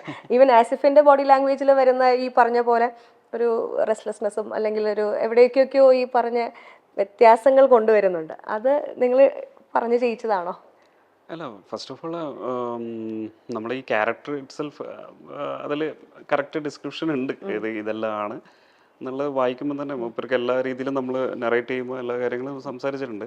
പിന്നെ ആസിഫ് എന്ന് പറഞ്ഞ ടാലൻറ്റഡ് ആക്ടറാണല്ലോ, അയാൾ അത്രക്കും അതിനെ കൺസീവ് ചെയ്തിട്ടുണ്ട്. അപ്പോൾ അതും ഭയങ്കര ചാലഞ്ചിങ് ആണ് ഒരു ആക്ടർ എന്നുള്ള നിലയ്ക്ക്. എന്താ പറഞ്ഞാൽ പല ലേയേഴ്സിലൂടെയാണ് അയാൾ സഞ്ചരിക്കുന്നത്, അജയ് എന്ന് പറഞ്ഞ ക്യാരക്ടർ സഞ്ചരിക്കുന്നത്. അപ്പോൾ ആ ഓരോ ഷോട്ടിലും പിന്നെ നമ്മളായിട്ട് നമ്മളെന്താ ചെയ്തതെന്ന് പറഞ്ഞാൽ നമ്മൾ ഓരോ ഷോട്ട് വൈസ് നമ്മൾ പെർട്ടിക്കുലർലി ഓക്കെ ഈ ഷോട്ടിൽ ഇയാൾ ഈ ഒരു രീതിയിലാണ് ചിന്തിച്ചുകൊണ്ടിരിക്കുന്നത്. അങ്ങനെ ഡിഫറെൻറ്റ് മൂന്ന് ക്യാരക്ടറിലും നമ്മളിങ്ങനെ ഡിസ്ക്രിപ്ഷൻ കൊടുത്തിട്ടുണ്ട്. അപ്പോൾ എല്ലാ അസിസ്റ്റന്റ്മാരോടും നമ്മൾ പറഞ്ഞു എന്തെങ്കിലും എറേഴ്സ് നമ്മളെ കൂടെ ഇപ്പം നമ്മൾ ആ തിരക്കിലായിരിക്കും. ഇപ്പം ഈവൻ ക്യാമറയാണ്, അപ്പോൾ ഞാൻ കാണുന്നുണ്ട്. പക്ഷേ സ്റ്റിൽ നമ്മൾ ഈ ഒരു ഹറിബറിയിൽ ചില സമയം എന്തെങ്കിലും ചെറിയൊരു എറർ വന്നാൽ മതി, ഒരു ചെറിയ മൈന്യൂട്ടായൊരു മീറ്റർ മാറിയാൽ തന്നെ അതിൻ്റെ ഫുൾ അർത്ഥേ മാറും. അപ്പോൾ നമ്മൾ ഈ അസിസ്റ്റൻറ്റ് അസോസിയേറ്റോടെല്ലാം പറഞ്ഞിട്ടുണ്ട്, ഞാൻ വിട്ടുപോയാലും നിങ്ങൾ വന്നിട്ട് എന്നോട് പറയണോ ഇങ്ങനെയുണ്ട്, ഇതെന്തോ ഒരു ഈ ചേഞ്ചസ് ഈ കണ്ണിൻ്റെ മൂവ്മെൻറ്റ് പോലും ഇങ്ങനെ ഒരു അർത്ഥത്തിലേക്ക് പോകും. അപ്പോൾ അത്രത്തോളം നമ്മൾ കോൺഷ്യസ് ആയിരുന്നു നമ്മളെ ഷൂട്ടിങ്ങിൽ. അപ്പോൾ എന്തെങ്കിലും ഉണ്ടെങ്കിൽ അസിനോട് അത് ഇങ്ങനെ നോക്കിയിട്ടുണ്ടെങ്കിൽ അത് വേറെ രീതിയിൽ പോകും, ഓക്കെ ശരി. അപ്പം അങ്ങനത്തെ രീതിയിലാണ് നമ്മൾ ഷൂട്ട് ചെയ്തത്. അപ്പോൾ ഇന്നലെ പറഞ്ഞത് അപർണയുടെ കാര്യം പറഞ്ഞിട്ടില്ലേ, പിന്നെ അവർക്ക് തന്നെ കോൺഷ്യസ് ആണ്. അപർണ ഏതൊരു എന്തായിരുന്നു പറഞ്ഞത്, അപർണ നമ്മുടെ ഒരു ചെറിയൊരു ഏതോ ഡയലോഗ് ഡയലോഗിന്റെ അത് ഒരു സീനിൽ ആസിക്ക് അപർണയും കൂടെ കോൺവേഴ്സ് ചെയ്യുന്നൊരു സീനാണ്. അപ്പോൾ അപർണ ഒരു ഡയലോഗ് പറഞ്ഞ ഉടനെ ആസിക്ക പറഞ്ഞു എടാ ഒന്ന് കട്ട് ചെയ്യടാ എന്ന് പറഞ്ഞു. അപ്പൊ എനിക്ക് എന്തിനാ കട്ട് പറഞ്ഞതെന്ന് എനിക്ക് മനസ്സിലായില്ല. എന്നിട്ട് ആസിക്ക തന്നെ അപർണ അടുത്ത് പറയാണ്, ഈ ഡയലോഗ്സ് പറയുമ്പോൾ നമ്മൾ സ്വാഭാവികമായിട്ട് ഇംപ്രൈസേഷൻസ് നടത്തുമല്ലോ, ചില വേർഡ്സ് മാറ്റും, ചിലപ്പോൾ അതിന്റെ ഓർഡർ മാറ്റും, അങ്ങനെയൊക്കെ ചെയ്യും. എന്താ നിസ്സാരമായിട്ടുള്ള ഒരു കാര്യമായിരുന്നു. അപ്പൊ ആസിക്ക കട്ട് ചെയ്യടാന്ന് പറഞ്ഞിട്ട് അപർണ ആ വാക്ക് ഇങ്ങനെ മാറ്റല്ലേ ആ ഡയലോഗ്, കാരണം സെക്കൻഡ് ഹാഫിൽ വരാൻ പോകുന്ന ഇങ്ങനൊരു സീനിൽ ഇങ്ങനെ ഒരു മാറ്റർ ഡിസ്കസ് ചെയ്യുന്നുണ്ട്. അപ്പൊ ഇപ്പം നമ്മളിത് ഇങ്ങനെ പറഞ്ഞു കഴിഞ്ഞാൽ അവിടത്തേക്കുള്ള കോൺട്രഡിക്ഷൻ ആണ്, അപ്പൊ മൊത്തത്തിലുള്ള ട്രജക്ടറിക്ക് ഒരു പ്രശ്നം ഉണ്ടാക്കും എന്ന് പറഞ്ഞിട്ട് ആസിക്ക് അവരെ തിരുത്തുന്നുണ്ടായിരുന്നു. അപ്പൊ ഇത് പറഞ്ഞു കേട്ടപ്പോഴാണ് ഓഹോ അങ്ങനെയൊക്കെ ഉണ്ടല്ലേ ഞാൻ പോലും റിയലൈസ് എന്തിനാ കട്ട് പറഞ്ഞതെന്നൊന്നും എനിക്ക് മനസ്സിലായിട്ടുണ്ടായിരുന്നില്ല. അപ്പൊ ഞാനും വിചാരിക്കും എന്താണ് കട്ട് എന്നുള്ള രീതിയിൽ പറഞ്ഞു. അപ്പൊ ഇത് പറഞ്ഞു അപ്പൊ നമുക്ക് എക്സ്ട്രാ കോൺഫിഡൻസും ആണ് ഹാപ്പിനെസ്സും ആണ്. കാരണം ഇതിനെ നമ്മുടെ കയ്യിൽ നിന്ന് വീഴ്ച വന്നാലോ അശ്രദ്ധ വന്നാൽ പോലും ഇതിനെ ടേക്ക് കെയർ ചെയ്യാൻ ഇവരുണ്ടല്ലോ, ഇവരെന്നെ സ്വയം ടേക്ക് കെയർ ചെയ്യുന്നുണ്ടല്ലോ. ഒരു ഭയങ്കര വിശ്വാസമാണ്. കാരണം എന്ന് വെച്ചാൽ ആ ഒരു ഇൻവോൾവ്മെന്റ് ആക്ച്വലി സാധാരണ എനിക്ക് മനസ്സിലാവാന്നുള്ളതേ ഉള്ളൂ. അറിയില്ല, അത് വന്ന ആ ടേക്കിന്റെ സമയത്ത് എന്താണോ പറയാനുള്ളത് പറഞ്ഞിട്ട് പോവുക. അവസാനം നിങ്ങൾ ചിലപ്പോൾ റീഷൂട്ടൊക്കെ ചെയ്യേണ്ടി വന്നിട്ടുണ്ടാവും അല്ലെ, അഥവാ അന്ന് കണ്ടുപിടിച്ചില്ലായിരുന്നെങ്കിൽ. എടുത്തു പറയേണ്ട ഒരു കാര്യം കൂടി വൈൻഡപ്പ് ചെയ്യുന്നതിനുള്ളിലേക്ക് ഒരു യാത്രയിലാണ്. ജഗദീഷ് ഏട്ടൻ്റെ ക്യാരക്ടർ സുമദത്തൻ, ആ പേര് തന്നെ ഞാനിങ്ങനെ ഒരു വളരെ ഇതായിരുന്നു, പെക്യുലർ ആയിട്ടുള്ള നെയിം. എനിക്ക് ഭയങ്കര രസമായിരുന്നു. അദ്ദേഹത്തെ തന്നെ ആ സിനിമയിലേക്ക് കൊണ്ടുവരുന്നതിനെ പറ്റിയിട്ട് കൂടെ ഒന്ന് പറയാമോ? ആ ക്യാരക്ടർ സുമദത്തൻ എങ്ങനെയാണ് അദ്ദേഹത്തിലേക്ക് എത്തിയത് എന്നുള്ളത്. അല്ല, നമുക്ക് അങ്ങനത്തെ ഒരു ഒന്നെന്ന് പറഞ്ഞാൽ ജഗദീഷ് ഏട്ടൻ തന്നെ നമ്മൾ വേറെയും ക്യാരക്ടേഴ്സ് നോക്കിയതായിരുന്നു. പക്ഷെ ജഗദീഷ് ചേട്ടന് ഒരു ഇപ്പോഴത്തെ ജഗദീഷ് ചേട്ടനെ അറിയില്ല, ഫാലിമി ഇങ്ങനെയുള്ള കാര്യങ്ങൾ വന്നുകൊണ്ടിരിക്കും. ഇത്രയും ഡിഫറെൻ്റ് ആയിട്ടുള്ള ഒന്നും മടുപ്പിക്കാത്ത രീതിയിൽ പല ക്യാരക്ടേഴ്സും ചെയ്തുകൊണ്ടിരിക്കുന്ന ബ്രില്യൻ്റ് ആയിട്ടുള്ള ആക്ടർ. അപ്പം നമ്മൾ ഡിസ്കഷൻ ചെയ്തു, ഓക്കെ ജഗദീഷ് ചേട്ടനെ സംസാരിക്കാം. കറക്റ്റായിട്ട് മൂപ്പരെ കിട്ടുകയും ചെയ്തു. ആ സമയത്ത് കറക്റ്റ് നമുക്ക് വേറെ പടങ്ങളൊന്നും ഇല്ലാത്തൊരു സമയമായിരുന്നു, തിരക്കില്ലാത്ത സമയത്തായിരുന്നു. കിട്ടിയപ്പം തന്നെ നമുക്ക് ആ കറക്റ്റ് ആപ്റ്റായിട്ടുള്ള ആക്ടറെ കിട്ടിയെന്നുള്ളതാണ്. പിന്നെ നമുക്ക് അങ്ങനെ ഒരു പറഞ്ഞല്ലോ, ആ ക്യാരക്ടറിൻ്റെ സ്വഭാവം എല്ലാം നമുക്ക് കറക്റ്റ് മാച്ചാകുന്ന ഒരു ഫീച്ചേഴ്സ് ഉണ്ട് ജഗദീഷ് ചേട്ടന്. അപ്പം നമുക്ക് ഈസി ആയിട്ട് ചെറിയ ചെറിയ കാര്യങ്ങൾ മൂപ്പർക്ക് കയ്യിൽ കിട്ടും. കാര്യങ്ങളെല്ലാം കൊടുത്തപ്പം തന്നെ അല്ല, കൈ ആക്ച്വലി അത് എന്താണ്, കാരണം കയ്യിലും മുഖത്തും ഒക്കെ അദ്ദേഹത്തിന് നമ്മൾ പലതുമായിട്ട് സങ്കല്പിക്കാൻ പറ്റുന്ന, ഈ പറഞ്ഞ പോലെ ആ ചോദ്യങ്ങളിൽ ഒന്ന് ചിലപ്പോൾ അത് തന്നെ ആയിരിക്കാം. എന്താണ് അങ്ങനെ ഒരു ഇത് എന്നുള്ളത്, അതിനെന്തെങ്കിലും ഒരു പ്രത്യേക സ്റ്റോറി നിങ്ങൾ വെച്ചിട്ടുണ്ടായിരുന്നോ? ഇതിലൊരു കാര്യം പറയുന്നുണ്ട് ആക്ച്വലി, ജഗദീഷ് ചേട്ടനെ പരിചയപ്പെടുത്തുന്ന രീതിയിൽ ഇതിലത്തെ 2-3 ഫോറസ്റ്റ് ഒഫീഷ്യൽസ് സംസാരിക്കുമ്പോൾ ഒരാൾ പറയുന്നൊരു ഡയലോഗാണ്, അത് സുമുഖത്തൻ, ഇവിടെ ഇപ്പൊ ടെമ്പററി വാച്ചറാണ്, പണ്ട് ചെറിയ ചില്ലറ നക്സൽ പരിപാടിയൊക്കെ ഉണ്ടായിരുന്നതാ. ഈ പുള്ളിക്ക് വീട്ടിൽ തന്നെ ഉരുണി കെട്ടുന്നൊരു ഏർപ്പാടുണ്ടായിരുന്നു. ഒരിക്കൽ ഈ കെട്ടുന്നതിനിടയിൽ സാധനം കൈവച്ചങ്ങ് പൊട്ടി. അന്നാണ് പുള്ളിയുടെ പ്രൊഫൈൽ ഇതാണെന്ന് എല്ലാവരും അറിയുന്നത് എന്ന് പറഞ്ഞിട്ടൊരു ഡയലോഗ് ഉണ്ട്. അപ്പോൾ അവിടെ നമ്മൾ അങ്ങനെ ഒരു നോട്ടിഫിക്കേഷൻ കൊടുത്തു. അപ്പോൾ ആളുകൾക്ക് വേണമെങ്കിൽ അങ്ങനെ ചിന്തിക്കാം, ഓക്കെ ആ പൊട്ടലിലുണ്ടായ പൊള്ളലായിരിക്കാം ഇത്, അതല്ലെങ്കിൽ അയാൾ ഈ പറഞ്ഞവര് തലതെറിച്ച ഒരു ട്രജക്ടറി കൂടെ പോകുന്ന ഒരു ക്യാരക്ടർ ആയിരുന്നുകൊണ്ട് വേറെ ഇതുപോലെ ഇടാകുടങ്ങളിൽ പെട്ടിട്ട് തന്ന പരിക്കായിരിക്കാം, എങ്ങനെ വന്ന പരിക്കുമായിരിക്കാം, ഇങ്ങനെ വന്ന പരിക്കുമായിരിക്കാം എന്നുള്ള രീതിയിലുള്ളതായിരുന്നു. പിന്നെ അത് തന്നെ ജഗദീഷ് ചേട്ടൻ ചെയ്യുന്ന രീതി, ജഗദീഷ് ചേട്ടൻ ഭയങ്കര സോളിഡ് ആണല്ലോ. അതായത് ഇൻറ്റൻസ് എന്ന് പറഞ്ഞിട്ട് നമ്മൾ ഭയങ്കര രൂക്ഷഭാവമുള്ള ഒരു ആർട്ടിസ്റ്റിനെ കാസ്റ്റ് ചെയ്യാതെ നമുക്കെല്ലാം ലൈക്കബിൾ ആയിട്ടുള്ള ഒരാൾ എന്നുള്ള രീതിയിൽ ലൈക്കബിൾ ആവുകയും വേണം, ലുക്ക് ആൻഡ് ഫീൽ വൈസ്. അല്ലെങ്കിൽ ഓൾറെഡി നമ്മൾ കണ്ടുപരിചയിച്ചിട്ടുള്ള സിനിമകളിൽ നിന്ന് നമുക്കറിയാവുന്നൊരു ഫിഗർ വെച്ചിട്ട് നമുക്ക് ഓരോരുത്തരോടും ഒരു ഇഷ്ടം ഉണ്ടാവുമല്ലോ. അപ്പം അങ്ങനെ ഇഷ്ടമുള്ള ഒരാളും വേണം. എന്നാൽ പെർഫോമൻസ് കൊണ്ട് ആ ക്യാരക്ടറിനെ ഈ പറഞ്ഞ ഇൻറ്റൻസ് സോളിഡ് ആക്കാനും പറ്റണം. ജഗദീഷ് ചേട്ടന് ഈ രണ്ടിലും 2 കോളംസും ടിക്ക് ചെയ്യാൻ പറ്റിയ ആളാണ്. അപ്പോൾ റോഷാക്കിലും ഫാലിമിയിലും ഒക്കെ നമ്മളത് കണ്ടതാണ്.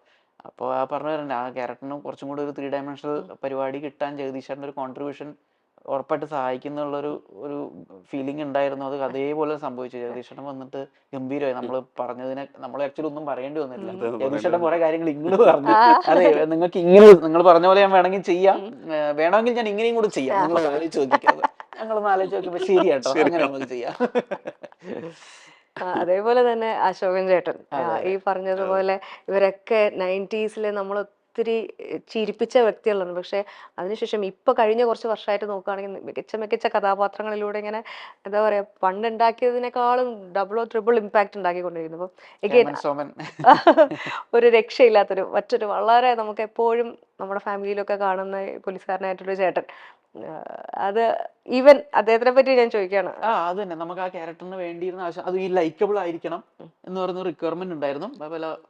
അപ്പൊ ഈ പറഞ്ഞ പോലെ അജയന്റെ ഒരു ചേട്ടന്റെ സ്ഥാനത്തായിട്ട്, ആസിക്കയുടെ ചേട്ടന്റെ സ്ഥാനത്തായിട്ട് തോന്നണം. ക്യാരക്ടർ ഡിസ്ക്രിപ്ഷൻ വൈസ് അജയന്റെ ചേട്ടന്റെ കൂടെ സ്കൂളിൽ പഠിച്ചിരുന്ന ആളാണ് എന്നുള്ള ഇതിലാണ് പറയുന്നത്. അപ്പൊ ചേട്ടനാണെങ്കിൽ ഇപ്പൊ നാട്ടിലില്ല, ചേട്ടൻ നാട്ടിലേക്ക് വരാതിരിക്കുന്ന ആള്. അപ്പൊ ആ അഭാവം നികത്താൻ പറ്റുന്ന ലൈക്കബിൾ എന്തിനും ഏതിനും കൂടെ നിൽക്കുന്ന ആള് എന്നുള്ള രീതിയിൽ നമ്മളിപ്പോ സന്ദേശം സിനിമ പറയുകയാണെങ്കിൽ ഒടുവിൽ ഉണ്ണികൃഷ്ണൻ ചേട്ടനെ നമ്മൾ എപ്പോഴും ഫ്രെയിമിൽ കാണുമ്പോൾ നമുക്കൊരു സന്തോഷമാണ്, ഒരു സമാധാനമാണോ, പുള്ളി കുടുംബത്തിന്റെ കൂടെ ഉണ്ടോ, അങ്ങനെയാണെങ്കിൽ പുള്ളി എല്ലാം ടേക്ക് കെയർ ചെയ്തോളും.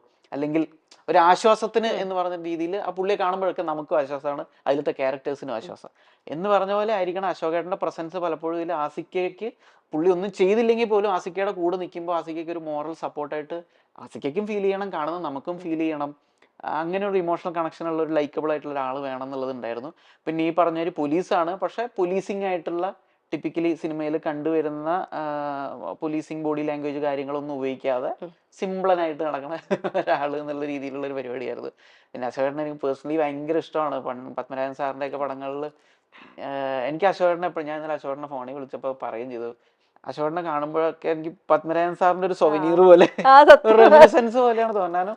പത്മനാഭൻ സാർ ഒരിക്കലും നമുക്ക് ആക്സസ് ചെയ്യാൻ പറ്റുന്ന ഒരു സാഹചര്യത്തിലല്ല ഇപ്പോൾ ഉള്ളത്. പക്ഷെ അപ്പൊ അതിലേക്കുള്ള ഒരു ബ്രിഡ്ജ് എന്നുള്ള രീതിയിൽ പുള്ളിയെ ഓർമ്മപ്പെടുത്തുന്ന ഒരു ആളാണ് എപ്പോഴും അശോകേട്ടൻ. ഞാൻ അശോകേട്ടൻ്റെ അടുത്ത് ഫ്രീ ടൈമിലായാലും ഇടയ്ക്ക് എന്തെങ്കിലും സംസാരിക്കേണ്ടി വന്നു കഴിഞ്ഞാലും ഈ ടോപ്പിക്കിലേക്കാണ് ഞാൻ എത്തിക്കുക പത്മനാഭൻ സാറിന്റെ. അപ്പൊ പുള്ളി പഴയ ഓർമ്മകൾ അതെന്തെങ്കിലും പറഞ്ഞു കേൾക്കാനുള്ള ഒരു താല്പര്യം കൊണ്ട്, ഒരു ഫാൻ ബോയ് കൊതി കൊണ്ട് ചോദിക്കാറുണ്ട്. അപ്പോ അത് തന്നെ. അതേപോലെ നിഷാൻ, നിഷാനും ആസിഫും ഒരുമിച്ച് തുടങ്ങിയ ആൾക്കാരാണ് ഋതുവിലൂടെ.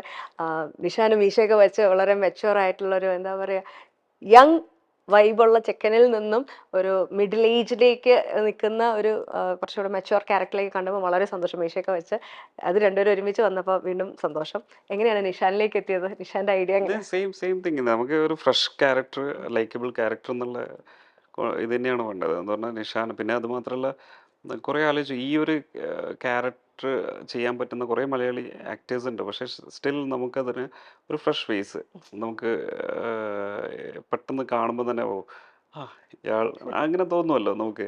ചില പല പടങ്ങളിലും അങ്ങനെ ചില ആൾക്കാർ വരാറുണ്ട്. അപ്പോൾ അതേപോലെ നമുക്ക് ഫ്രഷ് ആയിട്ടുള്ള ഒരു ക്യാരക്ടർ, അതും ഭയങ്കര പോലീസിൻ്റെ ഒരു ആ രീതിയിലുള്ള ഭയങ്കര ഭയങ്കര സ്ട്രോങ്നെസ് അല്ലെ അങ്ങനെയൊന്നും വേണ്ട എന്നുള്ളൊരു തീരുമാനം ഉണ്ടായിരുന്നു. ലൈക്കബിൾ എന്നുള്ളത്, സെറ്റിൽ ആയിട്ടുള്ള. അപ്പോൾ അത് നോക്കുമ്പോൾ ഓക്കെ, നിഷാൻ എന്ന് പറഞ്ഞ കുറേ കാലങ്ങളായിട്ട് ആസിഫായിട്ട്, മീൻസ് ഋതു കഴിഞ്ഞ ശേഷം ആസിഫായിട്ട് അഭിനയിച്ചില്ലല്ലേ? അതിനുശേഷം അപൂർവരാഗം, അതിന് ശേഷമുള്ള കുറേ കാലങ്ങളായിട്ടുള്ള ഇതല്ല. അപ്പം നമ്മൾ ആലോചിച്ച് ഓക്കെ ഫൈൻ, ഇത് തന്നെയാണ് കറക്റ്റ്. നമുക്കൊരു പോസിറ്റീവ് ഫേസ് ഉള്ള ഒരു ചാമിങ് ആയിട്ടുള്ള ഒരു കൈ വേണം എന്നുള്ളതായിരുന്നു. ഈ സ്റ്റീരിയോ ടൈപ്പുകൾ പോകുന്ന ഈ രീതിയിൽ പെരുമാറി ഇടപഴകം ചെയ്യുന്ന ഒരു സീനുകളിലാണ് ആ ക്യാരക്ടർ വരേണ്ടത്. അപ്പോൾ അത് കൺവെൻഷനലായിട്ട് നമ്മൾ കണ്ടുവരുന്നത് ഭയങ്കര സ്റ്റിഫ്നെസ് തോന്നുന്നതോ അല്ലെങ്കിൽ ഭയങ്കര ഷാർപ്പായിട്ട് തോന്നുന്നതായിട്ടുള്ള ഒരാൾ വേണ്ട, ഒരു സുന്ദര ചാമിങ് കൈ എന്നുള്ള രീതിയിലുള്ള ഒരാൾ വേണം. പിന്നെ ഈ പറഞ്ഞ പോലെ തന്നെ നമുക്കിത് ഒരു ഓക്കെ മിസ്റ്ററി ത്രില്ലറിൻ്റെ ഫ്ലേവറിൽ വരുന്ന രീതിയിലുള്ള ഒരു നാരേറ്റീവാണ്. എന്നാലും അതിൽ എനിക്കുണ്ടായിരുന്ന ഒരു ആഗ്രഹം എന്ന് വെച്ച് കഴിഞ്ഞാൽ ഈ നെഗറ്റീവ് ക്യാരക്ടേഴ്സ് അല്ലെങ്കിൽ വില്ലന്മാരൊന്നും ഇല്ലാത്തൊരു ത്രില്ലർ എന്നുള്ള രീതിയിലൊരു ആഗ്രഹം ഉണ്ടായിരുന്നു. നെഗറ്റീവ് ഇൻറ്റൻഷൻസ് ഇല്ലാത്തൊരു നെഗറ്റീവ് ഇൻറ്റൻഷൻസ് ഉള്ള ക്യാരക്ടേഴ്സ് ഒന്നും ഇല്ലാതെ എങ്ങനെ ഒരു ക്രൈം ഡ്രാമ ത്രില്ലറിൻ്റെ ഒരു സബ് ജോണർ എങ്ങനെ ചെയ്യാന്നുള്ള രീതിയിലൊരു ആഗ്രഹം ഉണ്ടായിരുന്നു. അപ്പോൾ ആ ആഗ്രഹത്തിൻ്റെ പുറത്താണ് ഇപ്പോൾ കാസ്റ്റിംഗ് പോലും ഈ പറഞ്ഞ രീതിയിൽ തന്നെ എല്ലാം ഈ പറഞ്ഞ അങ്ങനെ ടിപ്പിക്കലി എന്താണ് അങ്ങനെ തോന്നി വില്ലനിസം തോന്നിപ്പിക്കുന്ന രീതിയിലുള്ള കാസ്റ്റിങ്ങുകളൊന്നും വേണ്ട. എല്ലാവർക്കും ഒരു പോസിറ്റീവ് ഫേസ് ഉണ്ടായിക്കോട്ടെ എന്നുള്ള രീതിയിൽ അങ്ങനെ ആലോചിച്ചപ്പോൾ വന്നതാണ് നിഷ. ഓക്കെ, ഒന്ന് എല്ലാരും ആദ്യം ചോദിക്കുന്ന ചോദ്യമാണ് ഈ പേര് കിഷ്കിന്ധാ കാണ്ഡം എന്നുള്ള പേര് ഈ ഒരു സിനിമ ഇടാനുള്ള കാരണം എന്ന് വെച്ചാൽ നമ്മുടെ പുരാണങ്ങളും എന്ത് പറയുന്നതും എന്താ പറയാ ഗുഡ് ഈവിൽ എന്നുള്ളതിനെ പറ്റിയിട്ടുള്ള ഒരു കാര്യവും നമുക്ക് കുറേ മോറൽസ് ഞാൻ എടുത്തു വെച്ച് നോക്കി. തീം എന്താണ്, നമുക്ക് എന്താണ് അത് പറഞ്ഞു തരുന്ന മോറൽ ഇവിടെ ഇന്റർവ്യൂവിന് വേണ്ടി. പക്ഷെ ഞാൻ ചോദിച്ചു നിങ്ങളുടെ തന്നെ നേരിട്ട് ചോദിക്കാം, എന്താ എന്തെങ്കിലും ഒരു സ്പെഷ്യൽ ഹുക്ക് ഉണ്ടാവും? ഞാനിട്ട പേരല്ല സ്ക്രിപ്റ്റിനൊരു working ടൈറ്റിലായിട്ട് curious case of Appupillai എന്ന് പറഞ്ഞിട്ട് വർക്കിംഗ് ടൈറ്റിലാണ് കേട്ടോ. ഒരിക്കലും സിനിമയുടെ പേരാക്കിയില്ല എന്ന് അന്നേ ഉറപ്പിച്ചിട്ടുണ്ടായിരുന്നു. അപ്പോൾ നമ്മൾ പിന്നെ പ്രീ പ്രൊഡക്ഷൻ ഇരിക്കുന്ന സമയത്ത് ഞാനും ദിഞ്ചുവേട്ടനും നമ്മുടെ അസിസ്റ്റന്റ് ഡയറക്ടേഴ്സ് ആയിട്ടുള്ള സുഹൃത്തുക്കൾ എല്ലാവരും കൂടെ ഒരുമിച്ചിരുന്നിട്ട് ഡെയിലി ഒരു 6 മണി to 7 മണി വരെ ടൈറ്റിൽ ചർച്ച ചെയ്യലായിരുന്നു നമ്മുടെ പരിപാടി. അപ്പോൾ പലവിധ പേരുകളൊക്കെ പറഞ്ഞു. പക്ഷേ ഈ ഒരു ആഗ്രഹം ഉണ്ടായിരുന്നു, ഒരു ഡിസ്കഷൻ ഇനിഷ്യേറ്റ് ചെയ്യാൻ പറ്റുകയാണെങ്കിൽ നല്ലതായിരുന്നു. ടൈറ്റിൽ നല്ലതാണ് എന്നുള്ള രീതിയിലല്ല, ഒരു അത് എന്തുകൊണ്ടായിരിക്കും ആ ടൈറ്റിൽ അങ്ങനെ ഇട്ടത് എന്ന് പറയുന്ന ഒരു ക്വസ്റ്റ്യൻ നമ്മളുമായിട്ട് ഒരു ബന്ധമില്ലാത്ത ആൾക്കാർക്ക് ചോദിക്കുകയും വേറൊരാൾക്ക് അതിനെക്കുറിച്ച് ഡിസ്കസ് ചെയ്യാനും പറ്റുന്ന ഒരു സാഹചര്യം ചെറിയ രീതിയിലെങ്കിലും ഉണ്ടാക്കാൻ പറ്റുകയാണെങ്കിൽ എന്നുള്ള ആഗ്രഹത്തിന് പുറത്ത് അത്തരം പേരുകൾ തിരഞ്ഞു നോക്കി. അപ്പോൾ ഇതിനകത്തൊരു ഡയലോഗ് ഉണ്ടല്ലോ, ഹനുമാനും സുഗ്രീവനും എന്നൊക്കെ പറഞ്ഞിട്ട്. അപ്പോൾ ആ ഡയലോഗ് എങ്ങനെയോ ഈ ഡിസ്കഷൻ്റെ ഇടയിൽ പറഞ്ഞു വന്നപ്പോൾ ആരോ ഒരാൾ അത് മറ്റേ രാമായണത്തിലത്തെ ആ ഡയലോഗ്, അവരുടെ രാജ്യം തരുന്നു കിഷ്കിന്ധാ, ഹനുമാൻ കിഷ്കിന്ധാ വെച്ചിട്ട് വല്ലതും പറ്റുമോ എന്ന് ആരുടെയോ വായിന്ന് വന്നു. ആരുടെയാണെന്ന് എനിക്ക് ഓർമ്മയില്ല. നമ്മൾ 5-8 പേര് ഒരുമിച്ചിരുന്ന് സംസാരിക്കുകയായിരുന്നു. അപ്പോൾ എന്നാൽ കൊള്ളാന്ന് തോന്നി. പിന്നെ അതിൻ്റെ ഒരു 2ാം ഭാഗം കിഷ്കിന്ധാ, ഓക്കെ ദെൻ സെക്കൻഡ് പാർട്ട് എന്തായിരിക്കും എന്നുള്ളതിൽ പലരും പറഞ്ഞ ഞാൻ ഇന്നലെ ഏതൊരു ഇതിൽ പറഞ്ഞ പോലെ മറ്റേ ആവേശം സിനിമയിലെ ഡ്രം സ്റ്റാർട്സ് കളിക്കുന്നുണ്ടല്ലോ, ഗതി കെട്ടിട്ട് പല പല പേരുകളും പറഞ്ഞുകൊണ്ടിരിക്കില്ലേ. ലാസ്റ്റ് ആണല്ലോ ചോട്ടാ മുമ്പ് എന്ന് പറയുന്നത് എന്ന് പറഞ്ഞ പോലെ കിഷ്കിന്ധാപുരി, കിഷ്കിന്ധാപുരം, മറ്റേത് കിഷ്കിന്ധാ പുരാണം എന്നൊക്കെ പറഞ്ഞിട്ട് അടിച്ചു വിടുകയാണ് എല്ലാവരും. അപ്പൊ അങ്ങനെ റാൻഡംലി ആരുടെയോ വായിന്ന് വന്നാണ് കിഷ്കിന്ധാ കാണ്ഡം. അപ്പൊ എല്ലാവരും കിഷ്കിന്ധാ കാണ്ഡം വലിയ തെറ്റില്ലാന്ന് തോന്നുന്നു എന്നുള്ള രീതിയിൽ അങ്ങോട്ടും ഇങ്ങോട്ടും ഡിസ്കസ് ചെയ്തു. അപ്പോഴും അതിനൊന്ന് ലാൻഡ് ചെയ്യിക്കാൻ വേണ്ടിയിട്ട് നമ്മുടെ കഥാ പരിസരത്തേക്ക് ഒന്നും കൂടെ ഒന്ന് അടുപ്പിക്കാൻ വേണ്ടിയിട്ട് ഒരു ക്യാപ്ഷൻ കൂടി ഉണ്ടായ കൊള്ളാൻ തോന്നി. അപ്പൊ അതിന് A tale of 3 vice monkeys എന്നും കൂടെ വെച്ചു. അപ്പൊ അത് മെറ്റഫറിക്കലിയും കിഷ്കിന്ധാ ഒന്ന് നമ്മൾ കുരങ്ങിന്റെ പ്രിമേസിൽ നടക്കുന്ന കഥയാണെന്ന് പറഞ്ഞു. അപ്പൊ ആ രീതിയിൽ ലിറ്ററലിയും കിഷ്കിന്ധാ അതുകൊണ്ട് ഇട്ടാണെന്ന് വിചാരിക്കാം. അതല്ലാതെ ഈ 3 വൈസ് മങ്കീസ് എന്ന് പറഞ്ഞാൽ നമ്മൾ ഈ ക്യാരക്ടേഴ്സിനെ ആണ് ഉദ്ദേശിക്കുന്നത്. അപ്പൊ ആ ക്യാരക്ടേഴ്സിന്റെ ഒരു മൈൻഡ് സ്പേസ് എന്നുള്ള വാനര ലോകം എന്ന് പറയുന്ന മൈൻഡ് സ്പേസ് ചിലപ്പോൾ അവരുടെ മൈൻഡ് സ്പേസ് ആയിരിക്കാം വാനര ലോകം നമ്മൾ വിളിക്കുന്നത്. അപ്പൊ അതിന് ഡിനോട്ട് ചെയ്യുന്ന പേരും ആകാം കിഷ്കിന്ധാ എന്നുള്ള രീതി. അത് അഗൈൻ അനദർ ആംബിഗിറ്റി ആണ്. അതെ എങ്ങനെ വേണമെങ്കിലും ആകാം. ഓക്കെ, എന്തായാലും ഒരുപാട് സന്തോഷം, നല്ലൊരു സിനിമ സമ്മാനിച്ചതിന്. ഇനിയും നല്ല നല്ല സിനിമകൾ സമ്മാനിക്കുക. അതിനുവേണ്ടി ഞങ്ങൾ കാത്തിരിക്കുന്നു. Thank you. Thank you.